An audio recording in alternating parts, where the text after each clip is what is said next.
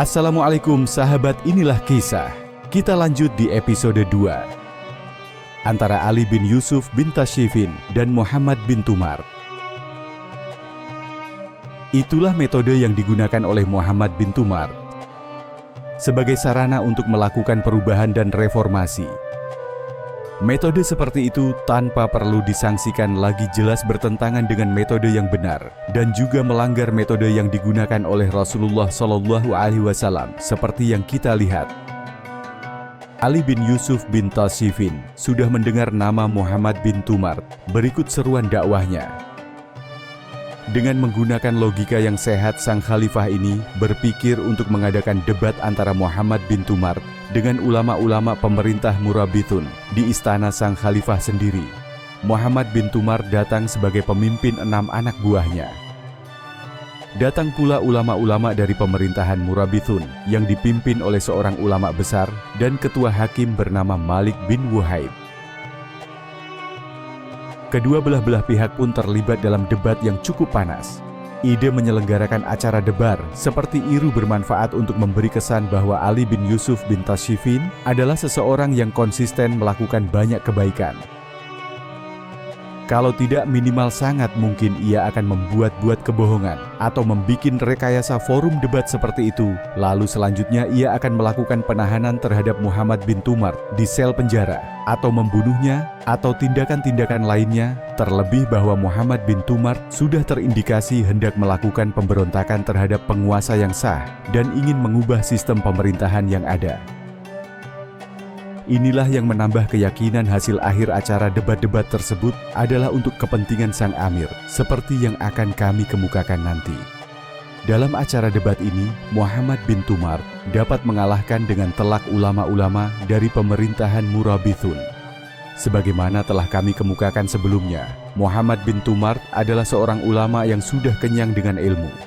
Bahkan seperti yang dijelaskan oleh Ibnu Khaldun, ia adalah samudera ilmu dan cahaya agama.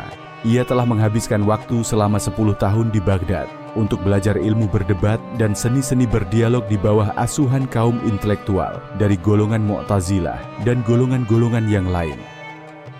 Muhammad bin Tumar sanggup mengalahkan argumen ulama-ulama Murabitun dalam semua persoalan yang melibatkan ia dan mereka.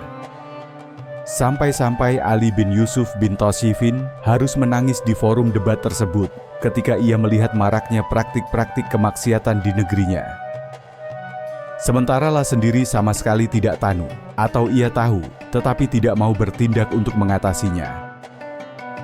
Ia menangis karena khawatir hal itu akan dibesar-besarkan oleh Muhammad bin Tumar dan kawan-kawannya. Tetapi hal itu tidak bisa menolong realita yang terjadi. Ucapan yang disampaikan oleh Muhammad bin Tumar kepada sang amir sangat tajam dan menusuk. Ulama-ulama dan para menteri di lingkungan pemerintahan Murabitun tahu persis bahwa Muhammad bin Tumar selalu memprovokasi rakyat untuk menentang penguasa. Malik bin Wuhaib, seorang hakim agung, lalu membisikkan ke telinga Ali bin Yusuf bin Tashfin bahwa ia harus menangkap Muhammad bin Tumar dan mengeluarkan uang 1 dinar setiap hari untuk mengurusnya di penjara. Kalau tidak, maka Ali bin Yusuf bin Tashfin harus menghabiskan seluruh kekayaannya tanpa ia mampu berbuat sesuatu terhadap orang itu. Tetapi ada seorang menteri yang tidak setuju atas usul tersebut. Ia menyarankan kepada Ali bin Yusuf bin Tashfin, "Anda jangan berlaku gegabah melakukan tindakan spekulatif seperti itu. Terlebih bahwa Anda baru saja menangis saat sedang duduk di kursi Anda karena takut kepada Allah ketika Anda mendengar kata-kata yang diucapkan oleh orang itu. Tidak rasional kalau sesudah itu Anda melakukan penangkapan terhadapnya. Akibatnya, hal itu justru akan mendatangkan keributan di tengah-tengah masyarakat.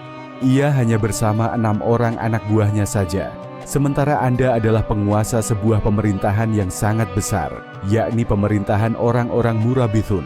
Bagaimana Anda takut kepada orang seperti itu?"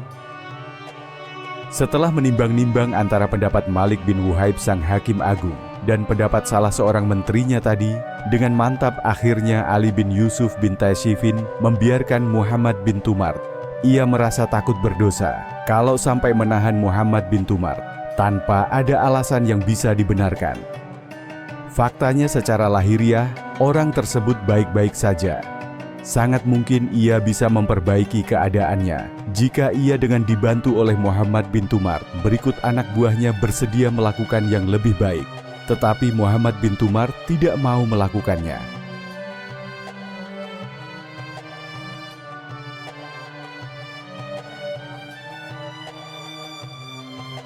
Demikian untuk episode 2. Tolong bantu support channel ini dengan like, comment, share, dan subscribe.